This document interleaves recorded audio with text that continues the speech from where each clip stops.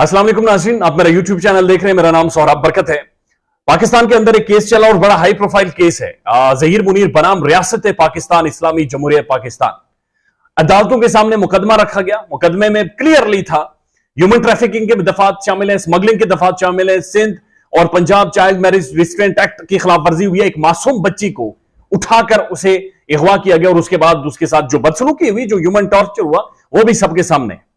Case अदालतों तक पहुंचा। अब अदालतों के अंदर बड़ी इंटरेस्टिंग चीज हैपन होती है कि अदालतें बसदे एहतराम, यही अदालतें इन्होंने फैसले देने, यही अदालतें जो लोगों को रिलीफ देती हैं, आसानियां देती हैं। लेकिन इस केस के अंदर ऐसा महसूस हो रहा है जैसे मुअज़्ज़ज़ अदालतें कोई भी फैसला करने से कासिर है। फैसला ये नहीं, जरूरी नहीं कि मेहदी काज़मी के हक में हो, कम से कम उसके खिलाफ हो, लेकिन फैसला तो हो। फैसला नहीं हो रहा। चीजों को इतना ड्रैग और इतना लेंथी किया जा रहा है कि जिसकी कोई समझ से कम बाहर है। अब अंदाजा लगाइए, 23 अगस्त को मेहदी काज़मी अदालत में गया, गार्डियन कोर्ट में, और उसने जाकर कहा कि जनाब ये मेरी बेटी है, दारुल अमान में मौजूद है, बराए मेहरबानी मेरी इससे मुलाकात करवा दें आर्गुमेंट सुनकर।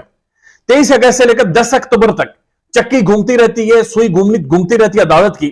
और गुज़श्ता समात के अंदर जब मुअज़्ज़ज़ जजेस के सामने वुकला पेश होते हैं तो 3 से 4 घंटे डिटेल्ड दलाइल दिए, आर्ग्यूमेंट्स दिए। जज साहबा ने बैठकर तहम्मुल के साथ आर्ग्यूमेंट सुने, उन्हें समझा, उसके ऊपर काउंटर क्वेश्चंस किए, उनके जवाब मिले, सुना, समझा, और उसके बाद रिमार्क्स पास किए। और वो रिमार्क्स ये थे कि ऐसे गैंग्स जो बच्चों को अगवा करते हैं, वरगलाते हैं, अल्लाह ही उन्हें हिदायत, अल्लाह तो उन्हें हिदायत देगा।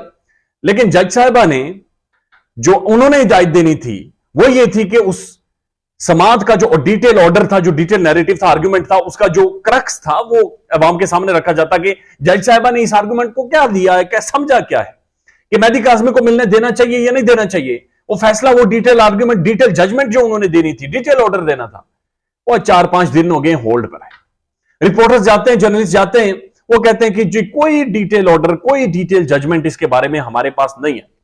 तो हमें कोई समझ नहीं आई कि 3-4 घंटे जो आर्गुमेंट सुना गया, जो जज साहिबा ने सुना, रिमार्क्स पास किए, वो असल में था क्या, उससे क्या क्या अखज किया गया हमारी मुअज़्ज़ज़ जज ने। उस अपनी लॉजिक के तहत, मंतक के तहत, पाकिस्तान के कॉन्स्टिट्यूशन के तहत, बैनुल अक़वामी लॉज के तहत जज साहिबा ने उस आर्गुमेंट से क्या अखज किया। क्या वो आर्गुमेंट एनफ थे मेहदी काज़मी को मिलवाने के लिए या नहीं मिलवाने के लिए? जज साहिबा मजीद इसे सुनना चाहती हैं, मजीद इस पर बातचीत करना चाहती हैं। इस पर कोई चीज भी क्लियर मंजर आम पर नहीं है। रिपोर्टर्स आज भी जाते हैं और खाली हाथ लौट आते हैं। रिपोर्टर्स जाते हैं, पूछते हैं और कहते हैं कोई ऑर्डर नहीं आया जी। हम देखते हैं कि इसी केस के दौरान अदालतों के अंदर जो ज़हीर के वुकला हैं वो टेलीफोन ऑन कर देते हैं और कोई कॉल सुनता है, कोई ऑडियो कॉल सुनता है, कोई कहीं ना कहीं कोई था जिसे मिर्चें थी और वो सुन रहा था। हम इसी केस में देखते हैं कि मुअज़्ज़ज़ जज साहब छुट्टी पर चली जाते हैं जाती मसरूफियात की वजह से और लंबी तारीखें दे देते हैं।